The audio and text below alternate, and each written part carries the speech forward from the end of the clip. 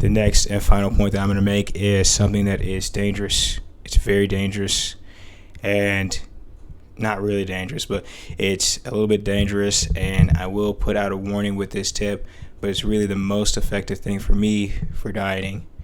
So yeah, of course, you have your diet, you have the meals set up, and you eat them on time and everything like that, but you do still have cravings for certain things: candy, snacks, pizza, hamburger.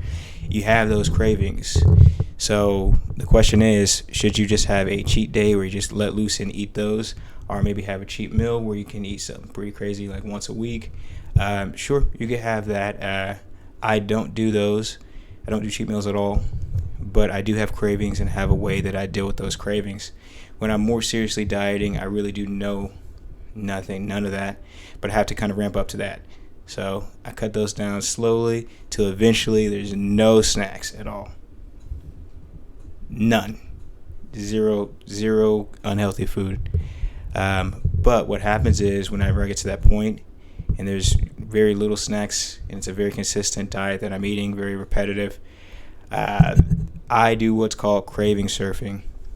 And what that is whenever that craving arises for you wanting something, usually at this point I'm doing something. I'm not just sitting on the couch, or I'm involved in doing something.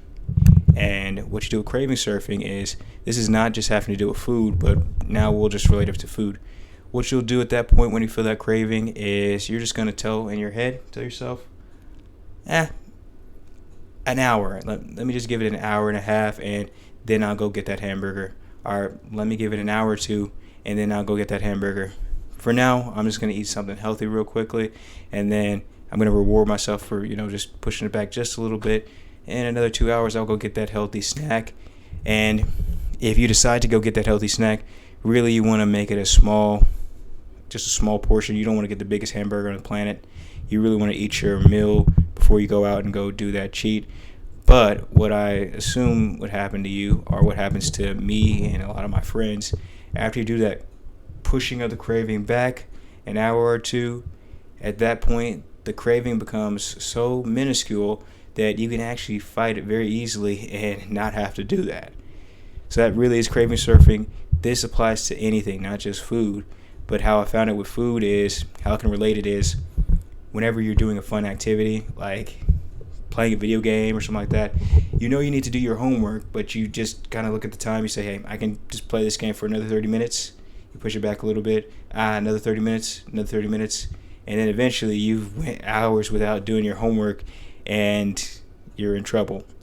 Well, you can use the positive side of that for food, where you can go hours without eating that craving food or that problem food that is there.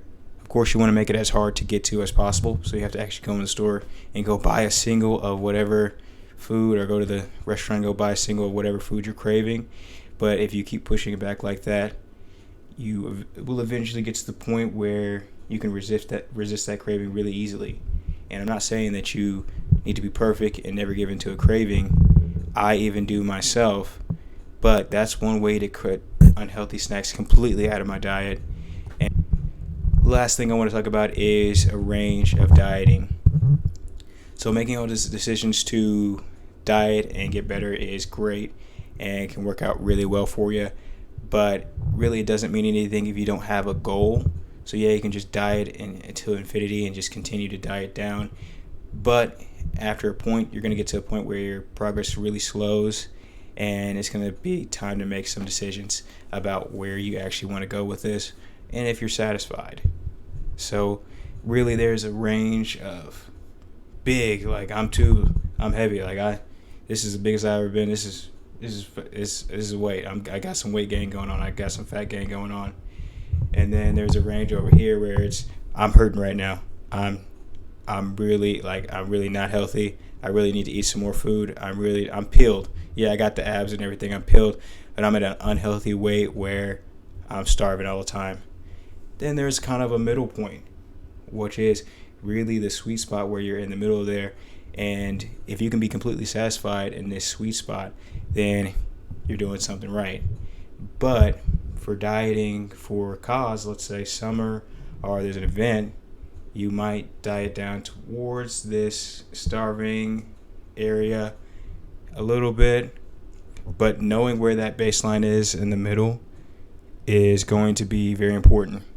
And then for my guys and gals who bulk, you might bulk a little bit over that middle range, just a little bit, to gain some strength, gain some size, and really push the numbers in the gym. But knowing where that stopping point is very important. So having those stopping points set up and having your kind of average in the middle area where you want to be, generally where you want to be most of the year set up, is very important. But as long as you know those, really, you can't over diet. I tried to over diet, but I just kind of I had that limiter, I had that point where I'm like, this is not good. I'm going to just pick up and just gain a little bit more weight just to get more in healthy range. And same goes the other way. Oh man, I'm kind of eating a little bit too much. I'm going to just cut it down just slightly, cut it down a little bit more, so I can get back to that area where I find it's best.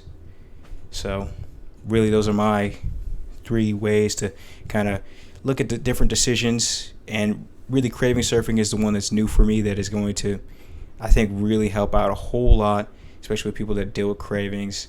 This is just some basic fitness advice that will, reinvigorate your dieting if you're at a kind of stagnant place, or if you're looking into getting into dieting. I have some other videos on the channel, and then I'm going to make some as well. Anyways, thank you for watching. Hopefully this video was helpful, and you have a good day.